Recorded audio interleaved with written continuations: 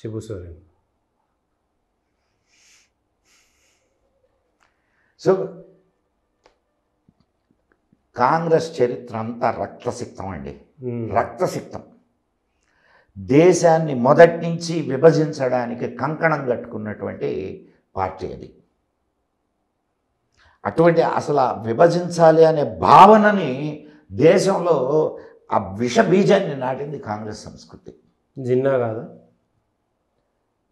ముస్లిం league కదా, ముస్లిం league కదా.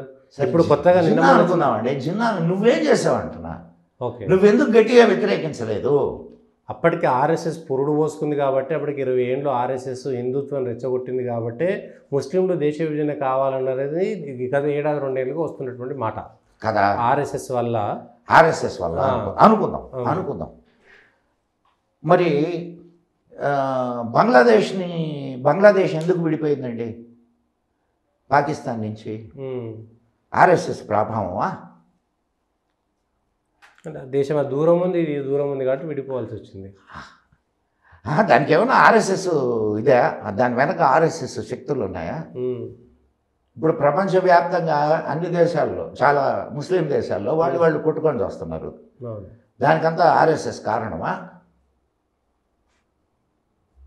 ఇప్పుడు ఆర్ఎస్ఎస్ ఓకే, ఆర్ఎస్ఎస్ అనుకుంటే ఆర్ఎస్ఎస్ని రద్దు చేసి నువ్వు దేశాన్ని కాపాడొచ్చుగా. అవును, గాడ్సే అప్పుడు చేశారు కదా, గాడ్సే విభజన జరిగిన తర్వాత కదా. అవును, నేను విభజన జరగకముందు సంగతి చెప్తున్నా. ఒక ఆర్ఎస్ఎస్ కారణమైతే, ఆర్ఎస్ఎస్ కారణం అనుకుంటే ఆర్ఎస్ఎస్ నిషేధించు, దేశ విభజన ఆపు. ఎవడొద్దన్నాడు నిన్ను? అవును, దేశ విభజన ఆపడం కోసం ఆర్ఎస్ఎస్ని నిషేధిస్తే హాయిగా నిషేధించబడతాం. అవును, దేశం ఒక్కటిగా ఉండడానికి నిషేధాన్ని ఎదుర్కొంటాం మేము. ఏ ఎమర్జెన్సీలో నిషేధాన్ని ఎదుర్కోవాలా? గాంధీ టైంలో నిషేధాన్ని ఎదుర్కోవాలా?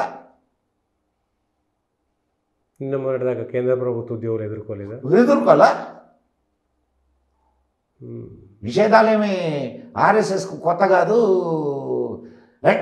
సరే, 1962లో ఇంకొక చిన్న అంటే గుర్తొచ్చింది కాబట్టి చెప్తున్నాను. 1962లో చైనా వార్ అప్పుడు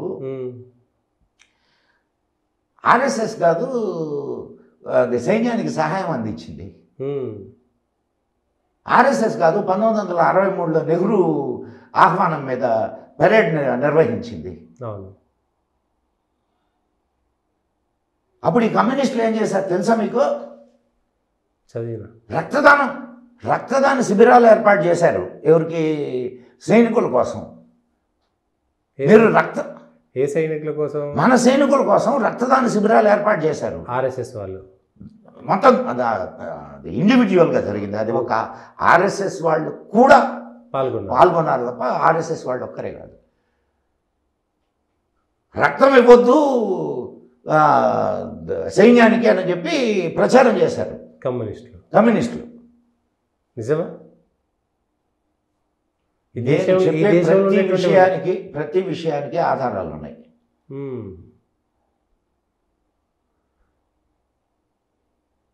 వీడు దేశ ప్రేమికులా?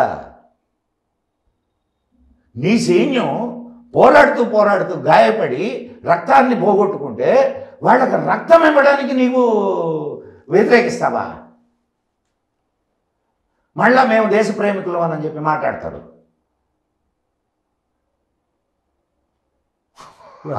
అవునా కాదండి? ఇవన్నీ చరిత్రలో ఉన్న సత్యాలు. కాంగ్రెస్ మాది శాంతి, మేము అహింస. గాంధీ గారు అహింసను బోధించారు. గాంధీ గారు చంపిన తర్వాత బ్రాహ్మణుల మీద, ముఖ్యంగా గాడ్సే ఇంటి పేరు ఉన్న వాళ్ళందరినీ చంపారని విన్నాను. నిజమంటారు? నిజం కాదనుకుంటున్నారా? ఏరి చంపారు. వీర సావర్కర్ తమ్ముని కూడా రాళ్లతో కొట్టారు. ఈ దేశం కోసం జైల్లో ఉండొచ్చిన ఆయన. ఎక్కడ? కాలాపాని. మీరు అహింసను గురించి మాట్లాడతారు.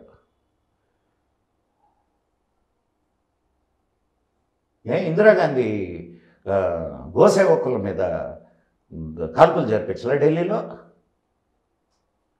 చనిపోయారా గోసేవకులప్పుడు కాల్పులు? 3,000 మంది. 3,000 మంది? 3,000 మంది.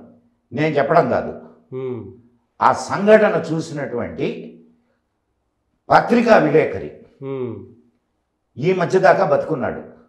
ఆయన ఇచ్చిన స్టేట్మెంట్ యూట్యూబ్లో ఉంది.